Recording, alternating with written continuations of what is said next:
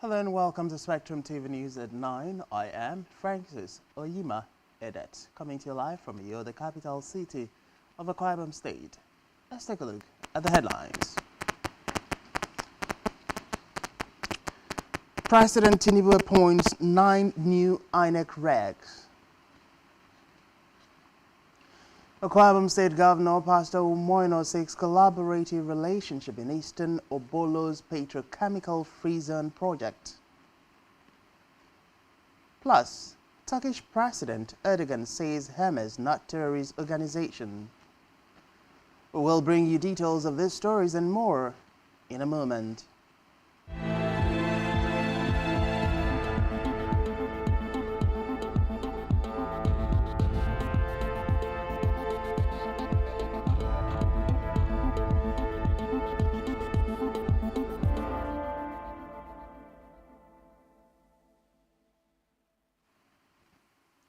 Many thanks for joining us. We begin the news tonight with the first citizen of Nigeria, President Bola Ahmed Tinubu, has approved the appointment of 9 new resident electoral commissioners (RECs) for the Independent National Electoral Commission (INEC) for a 5-year term each.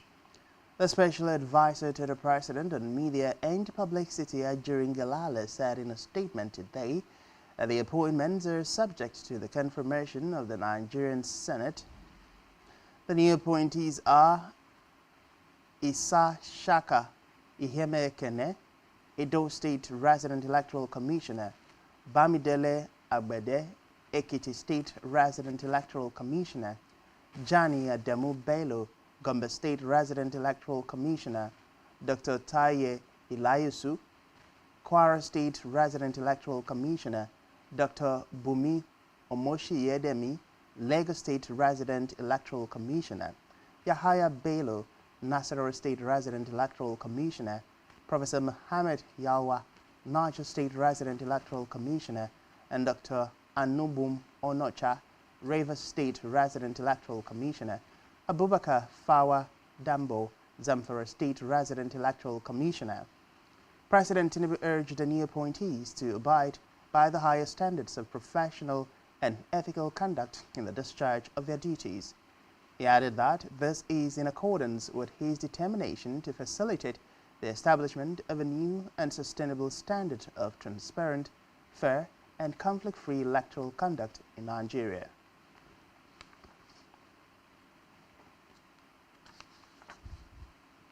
In the meantime, President Bola Tinubu has approved the appointment of Muniruddin Bola Oyebami G as Managing Director and CEO of National Inland Waterways Authority, NIWA.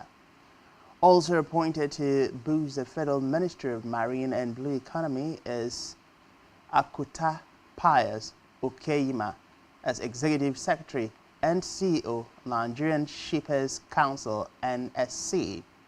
A statement by Ajurin Galale, Tinubu's media aide, noted that the new appointments were in line with the recommendations of the Minister of Marine and Blue Economy, Adeboyega Oyetola. The statement equally noted that Oyebamiji is a graduate of Banking and Finance and holds a master's degree in Public Administration and Business Administration. He is an economist with industry experience of more than 28 years. Before he entered the public service. In the public service, he first reversed the downward trajectory of the Osun State Investment Company Limited before serving as the Osun State Commissioner of Finance for 8 years. Okeyima is a graduate of law and holds a master's degree in Public International Law from Ahmadu Bello University, Zaria. He most recently served as the head of the Central Authority Unit International Cooperation in Criminal Matters, Office of the Attorney General of the Federation.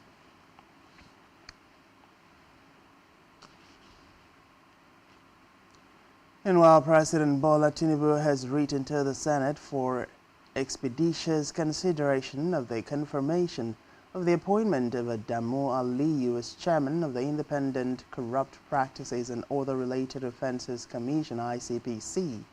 The appointment of Saka Suleiman and Professor Dan Tata as member of the Federal Judicial Service Commission was also conveyed in a letter to the Senate President by President Tinubu. Recall that President Tinubu more than a week ago appointed Dr. Aliyu as the new chairman of ICPC in furtherance of the renewed hope mandate to reform key institutions and invigorate Nigeria's war on corruption. In the meantime, President Tinubu has launched the 2024 Armed Forces Remembrance Fund. Speaking at the brief ceremony which took place in the council chamber, President Tinubu said the country owes a debt of gratitude to our gallant troops who have risen to the challenge of securing the country.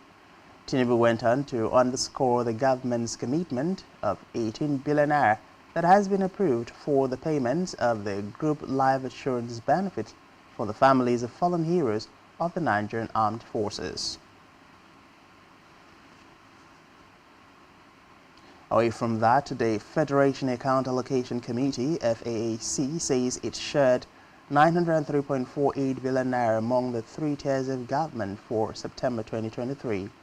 FAAC disclosed these in a communique issued at the end of its latest meeting, chaired by the Minister of Finance and Coordinating Minister of the Economy, Wale Edun. A different statement issued by the Director of President Public Relations, Office of the Accountant General of the Federation, Bawa Mowa, and the Director of President Public Relations of the Minister of Finance, Stephen Kilebi. The total figure shared for September showed a decrease of 196.62 billion naira compared to the 1.1 trillion naira shared in August 2023, noting that it was the first time it decreased since May revenue. According to the statement, about 54.43 billion naira was given to the cost of collection, 347.83 billion naira was allocated to transfers and refunds, while the sum of 289 billion naira was transferred to non-oil revenue savings for the month of September 2023. A statement further disclosed that a gross statutory revenue of 1014.895 billion naira was received for the month of September 2023.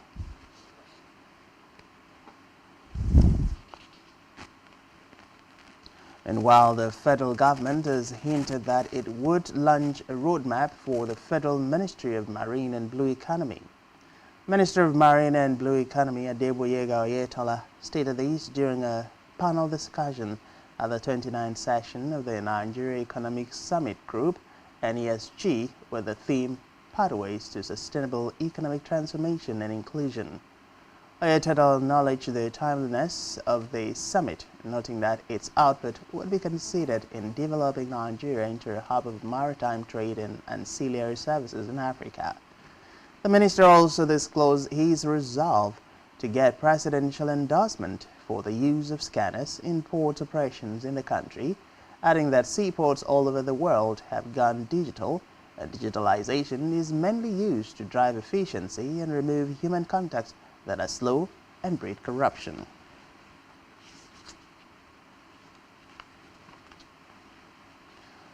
On labor matters, the organized labor has expressed dissatisfaction with the slow pace of implementation of the Memorandum of Understanding signed between the union and the federal government.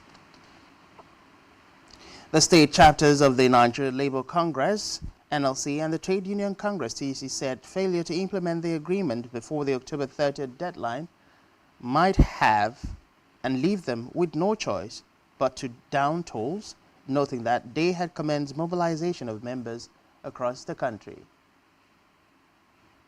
Recall that the national leadership of the NLC TUC had on October 1 reached an agreement with the federal government to pay 35,000 naira to all federal workers beginning from September, pending when a new national minimum wage will be signed into law. The resolution provided that the wage award would be paid to the federal workers for 6 months, while states were encouraged to extend the same benefit to their workers.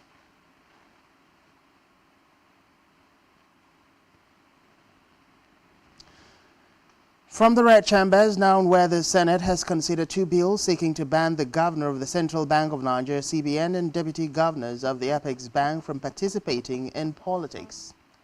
The two bills passed a second reading during plenary at the upper chamber.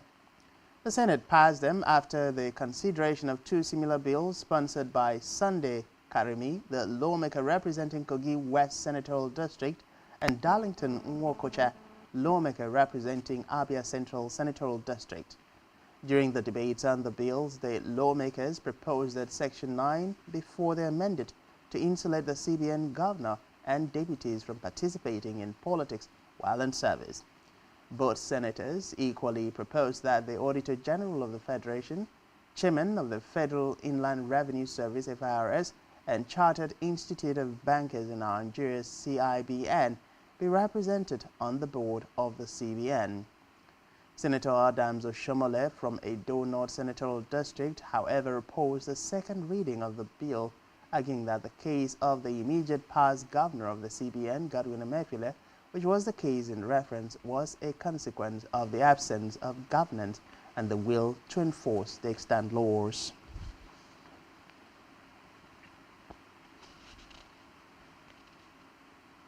Meanwhile, the Senate has sworn in Amos Yahona as the new senator representing Adamawa North Senatorial District.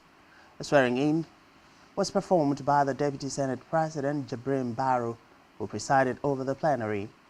Yahona, a member of the People's Democratic Party (PDP), replaces Abo, who was sacked by the appeal court last week Monday.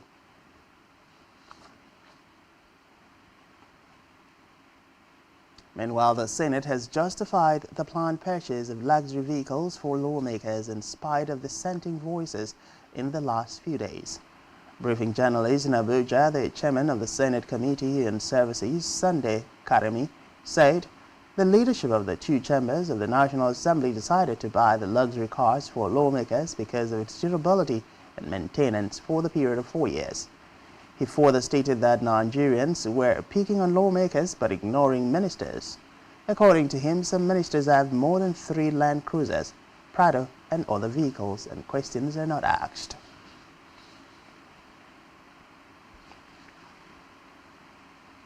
We move to the Green Chambers, where the deputy spokesperson for the House of Representatives, Philip Agbese, has dismissed insinuations in some quarters that the lawmaking body indicted the chief executive officer of the Rural Electrification Agency and the Tertiary Education Trust Fund.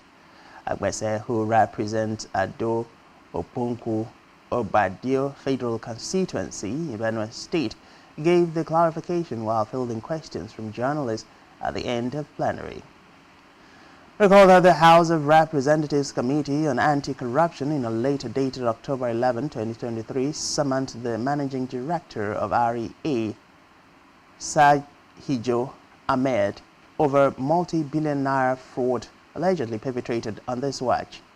The summons was against the backdrop of a petition by a civil society group, a Center Against Injustice and Domestic Violence, alleging the perpetration of several improprieties by the Ahmed-led management team, including a purported 1.5 billion fraud in the electricity agency recently. The managing director subsequently appeared before the Kayode Akeolu-led investigative committee on allegations of fraud, criminal conspiracy, and diversion of public funds leveled against him and about 15 others.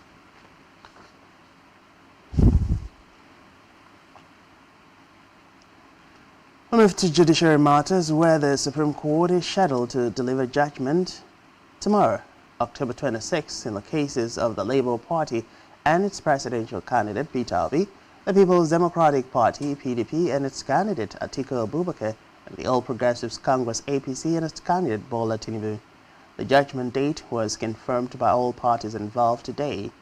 Recall that the PDP presidential candidate and his Labour Party counterpart have lodged appeals challenging the September 6 ruling of the Presidential Election Petition Tribunal (PEPT) that upheld Tinubu's electoral victory.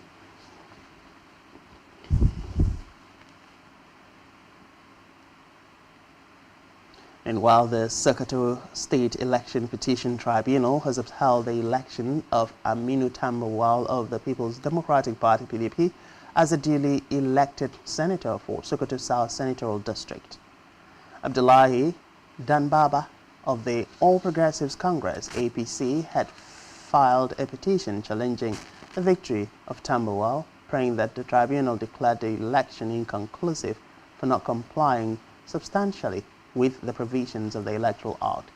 Danbaba had also asked the tribunal to order a re-election in 28 polling units where he alleged elections did not hold during the February and April substantive and supplementary polls. The tribunal, in a unanimous judgment, dismissed the petition for lacking in merit, presenting documents and evidence that are not reliable.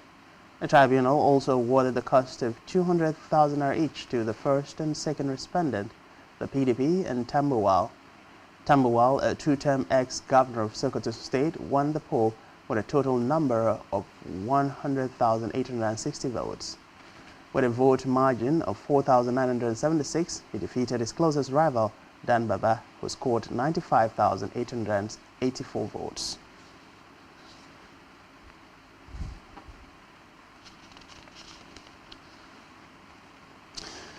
Elsewhere, the Oyo State High Court sitting in Omotosho has sacked Oba Gandhi Olaye as the new son of